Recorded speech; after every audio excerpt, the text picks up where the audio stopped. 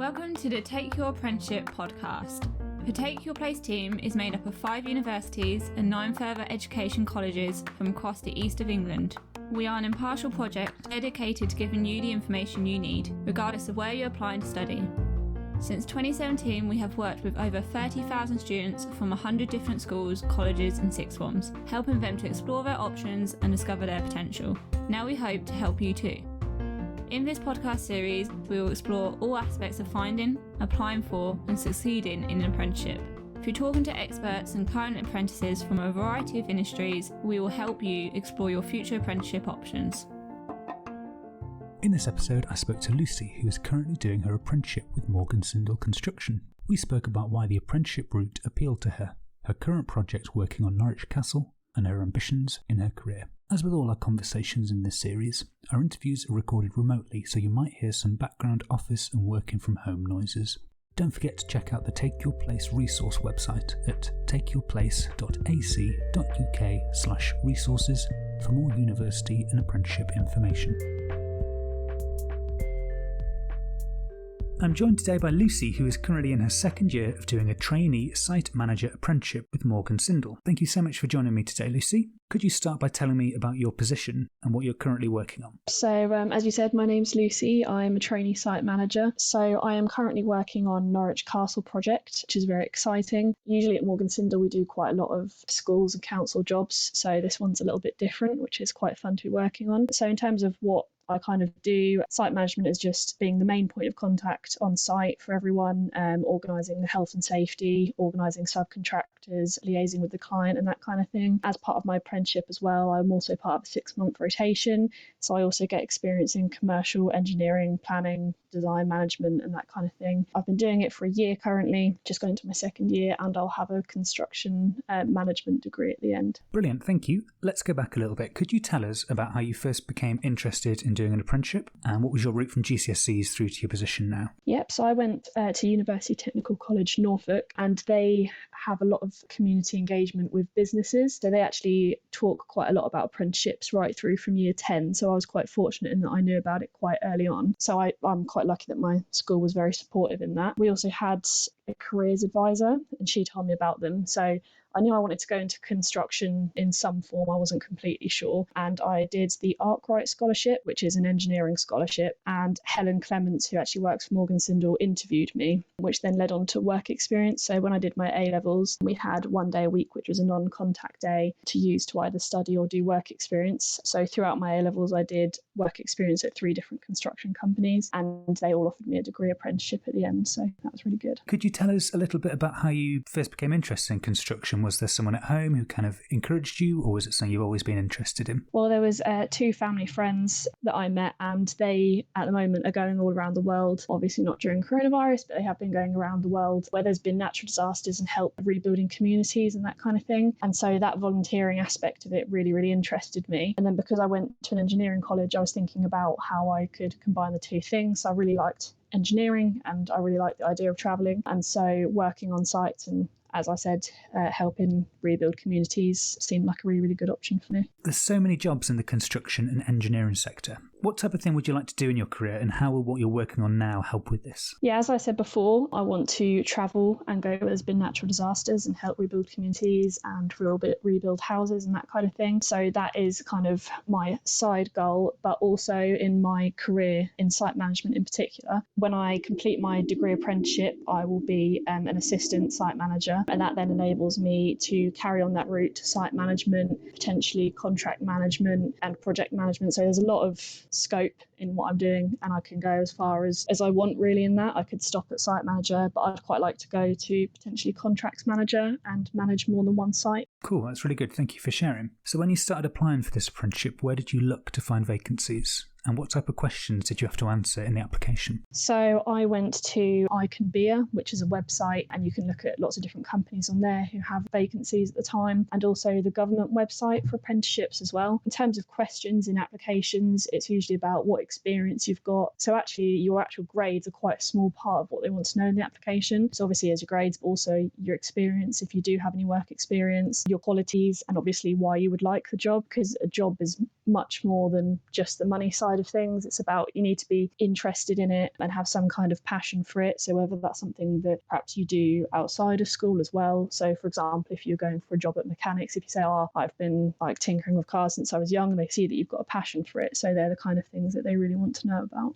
So your application was successful and you were invited to an interview. How did that process work? So they just got in contact with me and said that they liked my application. So it had gone from over 100 candidates to then I think about 5 of us were interviewed. So obviously they congratulated me for getting that far, and then invited me to interview. So there was a project manager and one of the commercial people as well who actually did the interview. But I think interview prep is the biggest thing. So obviously knowing the role, what's going to actually, what you'll be doing, because they're going to ask you about that, but more importantly, what qualities they are looking for within that role. So if you're going into a management role, it's all well and good saying, oh, I'm going to be managing people, but it's about how your leadership skills, whether you're good at talking to people, that kind of thing, how that all fits within the role. Obviously knowing about the company and their values, because you can then demonstrate that to them in your answers as well. So for example, Morgan Sindall, one of our philosophies is challenging the status quo. So in my interview, I think I talked about how I would do things a little bit differently, perhaps to other people and that kind of thing. So it's just about understanding the drivers for the company, their values, and you can then demonstrate to them that you appreciate these and know those as well. So you've already mentioned the Castle project, which sounds really cool. Could you tell us a little bit about what you do in a typical week? Yep, so it's pretty crazy on site usually.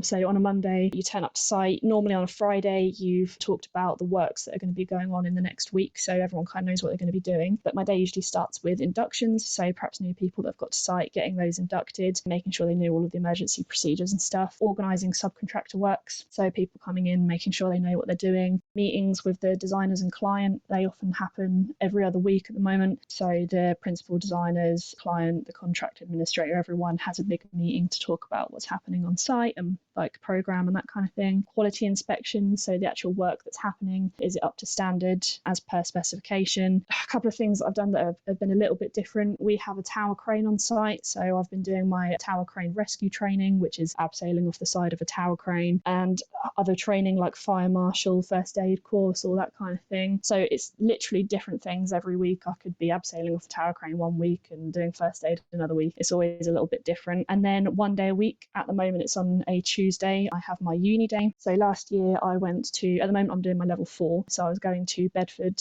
to do my level 4 one day a week, but this year we're remote obviously because of coronavirus, so at the moment I'm doing that from home. And then from next year I'll be doing one day a week still to complete my level 6. So historically, construction can be quite a male-dominated sector.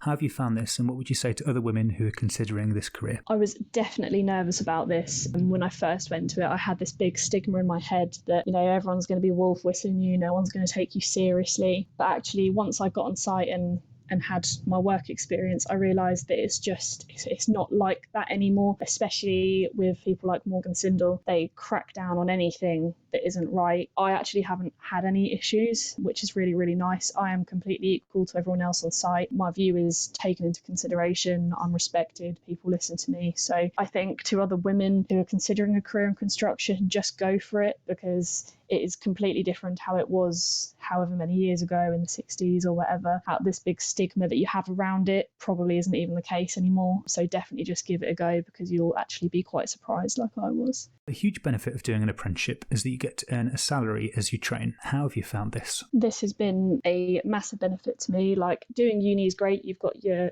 student loan and everything. So it's not like you're taking a massive hit at once, but you are still paying for that for years to come. But obviously with an apprenticeship, not only do you not have to pay for your degree, but you're also earning a salary. So I'm actually in the position now at 19 where I'm starting to buy my first house, which is obviously a great position to be in while I'm still at uni, because if you're living off a student loan and that kind of thing, there's no way you can save for a house and that kind of thing. And I've also got a company car, so I'm really, really fortunate that I'm in a position where I can buy a house. And it's, put me in a really, really good position. And it's also set up a career as well, where I'm kind of guaranteed a job at the end of it. So it does put you in a really, really good position. In terms of your placement, how is your time split between studying at college or university and being on placement? I mentioned it before, I do one day a week. So the course that I'm on, everyone is either part-time or doing an apprenticeship. So we're all there on the same day at college. So it can be tricky with balancing, because obviously you do have the one day a week, but that's just your lectures. You then have your assignments on top of that. So it can be tricky if you're not motivated enough to do your assignments on top of your work as well. But it is definitely beneficial. And also the work that you're doing complements your assignments and vice versa. So things that you're learning at uni, you can apply at work, and things you're learning at work, you can apply to the assignments. So as long as you're motivated enough to do the assignments, perhaps on the odd evening or weekend, then you can get a good balance. Thank you so much for joining me today, Lucy. Before we finish, do you have any top tips for anyone looking to go into construction or engineering? Yeah, definitely. Not just for construction even, but generally, LinkedIn has been a massive thing for me. So for those of you that don't know what LinkedIn is, it's kind of like Facebook but for businesses and people in a professional environment. So I'm on there and I'm connected to people in my company, other construction companies. It just means that you are perhaps, not even if you're looking for a job somewhere else, people are posting all the time about different ways to do things, and it just gives you some fresh insights. But also if you are just at college coming out of A-levels or whatever, if you've been making those connections during it, then people are often posting about work experience opportunities, placements, apprenticeships. It all goes on there. So it's really good to be connected to lots of different people, because you then get your name out there and that kind of thing. And being proactive. So like, for example, when I was doing my A-levels, if I hadn't have taken my non-contact day and reached out to companies and done work experience, then I wouldn't have been in a position where I'd been offered 3-degree apprenticeships that I could choose from at the end of year 13. So not only does it get you a foot in the door, but it also gives you a chance to build your network and keep your options open for the future as well. So it's just about being proactive, putting your name out there, getting as much work experience as you can, and building your network. Fantastic. Thank you so much, Lucy. Thank you. Thank you for listening, and don't forget to subscribe to our future podcasts at soundcloud.com/takeyourplace or on your favourite podcasting app. You can also find us on Instagram, where we are at takeyourplace_HE, on Twitter at takeyourplaceHE, and on Facebook at facebook.com/takeyourplaceHE/. You can also email us with any questions, requests, or just let us know what you think on info@takeyourplace.ac.uk.